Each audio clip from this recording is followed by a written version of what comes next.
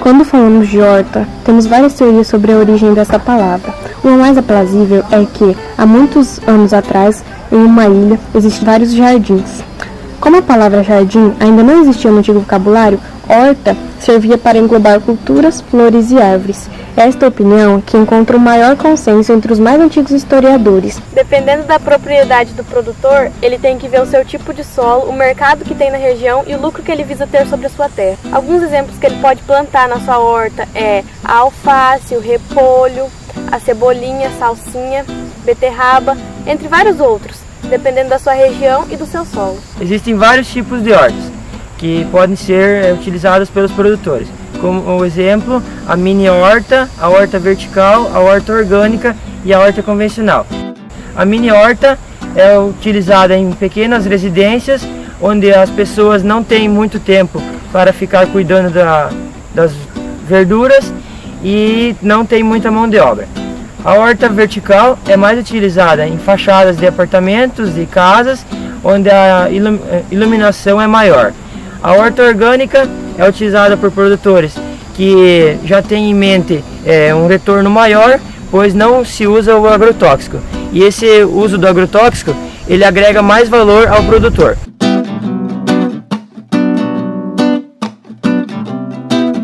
O espaçamento ideal seria de 20 por 10, 20 entre linhas e 10 entre plantas. As sementes colocadas nas covas devem ser 3 sementes e a adubação ideal é de 5 kg de esterco curtido por metro.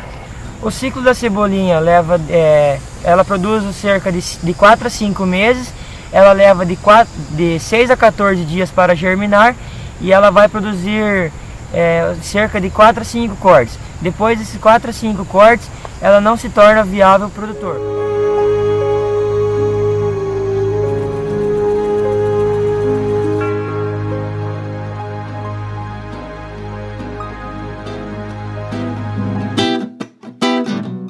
É a produção de muda em estufas, onde pode ser utilizar essas bandejas de polietileno com o substrato ideal para hortas.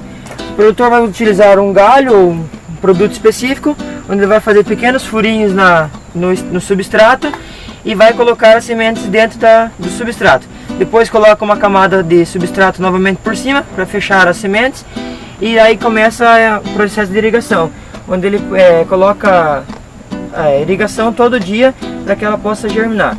Depois de um determinado período, se é levado as mudas no lugar definitivo, que vai ser realizado a comercialização da cebolinha depois. E esse processo aqui, ele pode demorar, dependendo da cultura, de 2 semanas a 1 mês, dependendo de como o produtor quer levar a cultura para a horta. Se ele quiser levar ela um pouco maior, ele deve esperar um pouco mais. E se ele quer levar ela com menor tamanho, ele pode retirar logo depois da emergência já.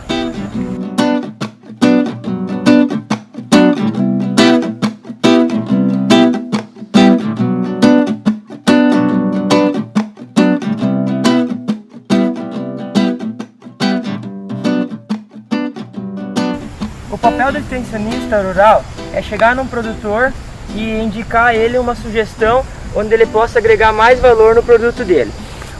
Um exemplo é você chegar na propriedade lá do produtor e ele estiver plantando uma cultura, mas só que essa cultura não está gerando um bom retorno para ele. Você pega e sugere para ele uma outra cultura.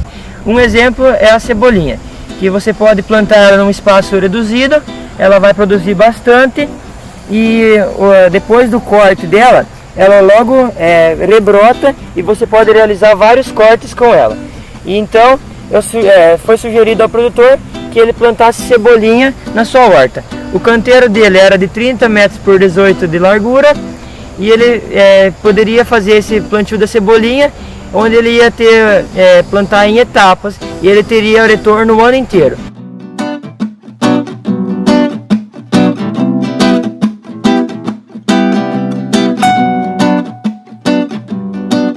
Eficiência no rebrote e também pode ser atacada por pragas e doenças.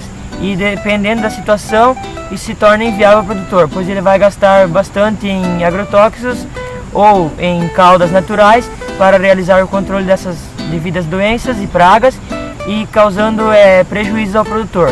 E como o papel do extensionista é agregar valor para o produtor, então isso não seria uma boa ideia para que ele pudesse ganhar dinheiro.